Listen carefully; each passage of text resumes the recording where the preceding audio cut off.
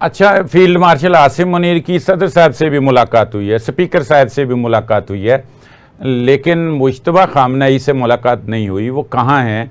अब तो seize fire हो गया, उनको बाहर आना चाहिए, या अगर कहीं भी हैं तो वो फिर इस हवाले से अपना किरदार कैसे अदा कर रहे हैं? जी मुख्तसर कर दूं इसको, ताकि मुझे जाना है तो इसको मैं हम्म। वो कर दूं।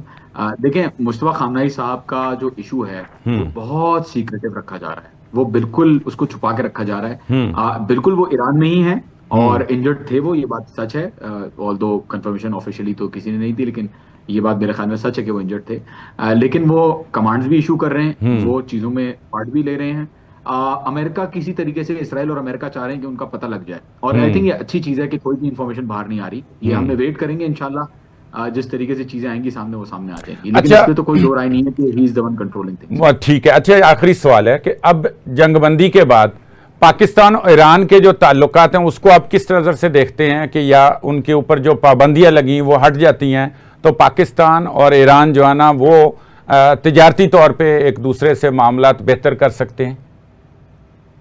ताजिर साहब, मेरे ख्याल में ना सिर्फ तिजारती तौर पे, मतलब कि gas pipeline, Pakistan gas pipeline होगी, ना सिर्फ पेट्रोल और ऑयल का एक्सचेंज होगा, ना सिर्फ दूसरी चीजों के ऊपर पाबंदियां हटेंगी, बल्कि मेरे ख्याल में एक security ambit, security umbrella Iran मिल के बना सकते अच्छा, ये बताइए, तबाही के बाद कोई बहाली का काम शुरू हुआ, या अभी इंतजार किया जा रहा है कि मुस्तकिल जंगबंदी होगी तो फिर जो है ना जो नुकसान हुआ है उसका फिर अजाला या उसकी उसका उसका बंदोबस्त किया जाएगा? हैं।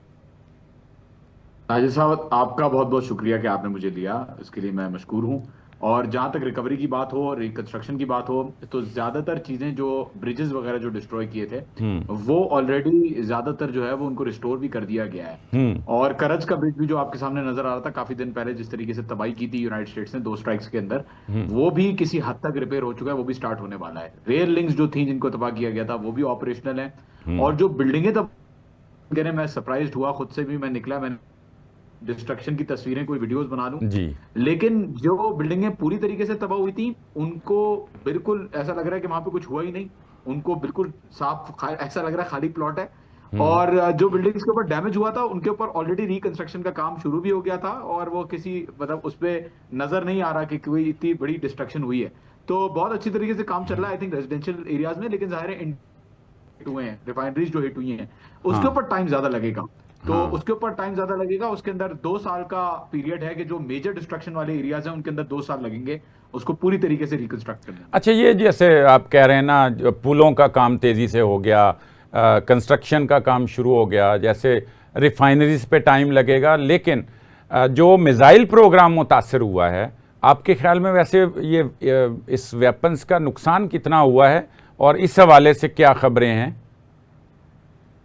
मिसाइल प्रोग्राम तो देखें, कह रहे हैं वो मुतासिर हुआ है, लेकिन उतना मुतासिर नहीं हुआ जितना ये बता रहे हैं। बिल्कुल जो लॉन्चर्स हैं बाहर, जो लॉन्चर्स निकलते हैं उनको इन्होंने काफी हद तक लॉन्चर्स को टारगेट किया जहां इनको नजर आए। लेकिन हम्म। लॉन्चर्स, जो मोबाइल लॉन्चर्स हैं, वो इतने इंपॉर्टेंट नहीं है ईरान के लिए।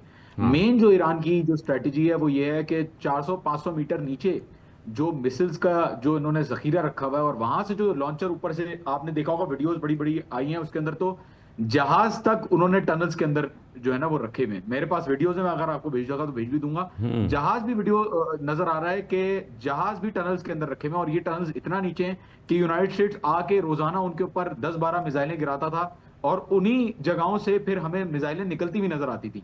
तो हाँ। स्टॉक पाइल अभी भी ईरान का मेजोरिटी स्टॉक पाइल इंटैक्ट है। एक ऑफिशियल ने तो ये भी कहा था कि भाई अभी तक हम लोगों ने नई मिसाइलें तो यूज ही नहीं की, हम्म। जो मिसाइलें हमारी यूज हुई वो तो 10 साल पुरानी मिसाइलें यूज हो रही थी, अभी तक तो फ्रेश फ्रेश जो माल है वो तो निकाला ही नहीं है। जो एक्सपायर्ड है वो सारा जो है वो गिरा दिया है वहां पे। जबकि दूसरी तरफ अगर आप देखें तो दूसरी तरफ उनके जो इंटरसेप्टर्स हैं वो भी किसी हद तक डिस्ट्रॉय और डैमेज हुए हैं। हम्म। थार्ड इंटरसेप्टर्स हो गए, पेट्रियट सिस्टम्स हो गए, तो उनकी तो बुरी हालत है जी।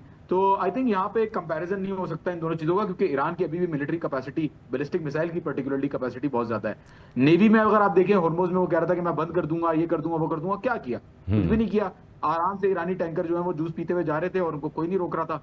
तो एक मजाका खेज जो है वो इन्वायरमेंट क्रिएट किया डोनाल्ड ट्रंप ने, जिसका कोई रियलिटी में कोई बुनियाद नहीं है। 9 मिलियन बैरल, साजिद साहब, 9 मिलियन बैरल ईरान लेके जा चुका था, जब तक कल तक जो खबर थी 9 मिलियन बैरल लेके आ चुका था हम्म। नेवल ब्लॉकेड के बावजूद। माशाल्लाह।